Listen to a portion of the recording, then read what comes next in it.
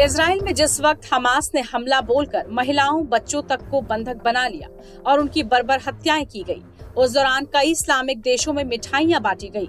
इन देशों में Lebanon, Syria, Iraq, मिस्र और ईरान शामिल हैं। इन देशों में मस्जिदों, फुटबॉल स्टेडियमों और बाजारों में मिठाइयां बांटी गई। इतना ही नहीं, इजराइल की बर्बादी और फिलिस्तीन जिंदाबाद के नारे भी लगाए गए।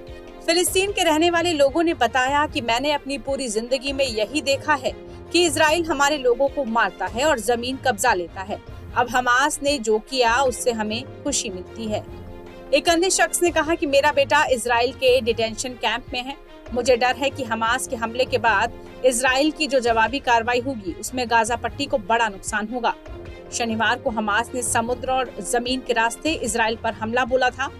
उसके सैकड़ों लड़ाके इजराइल में घुसपैठ कर गए और बड़ी संख्या में लोगों को बंधक बना लिया। इतना ही नहीं, इजराइल के करीब 1000 लोग मारे भी गए।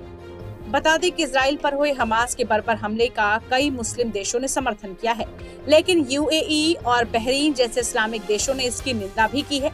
इन देशों ने संतुलन की नीति अपनाते हुए कहा कि भले ही फिलिस्तीन का मसला ऐतिहासिक है और उसका हल निकालना चाहिए, लेकिन इस तरह बर्बर हमला ठीक नहीं है।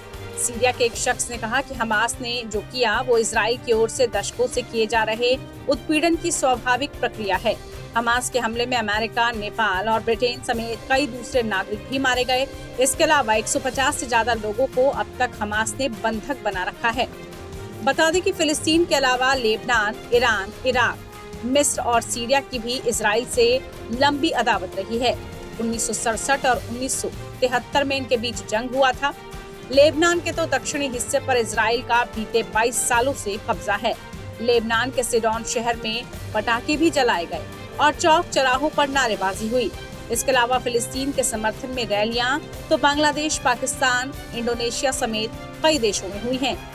टाइम्स नाउ भारत डिजिटल की रिपोर्ट।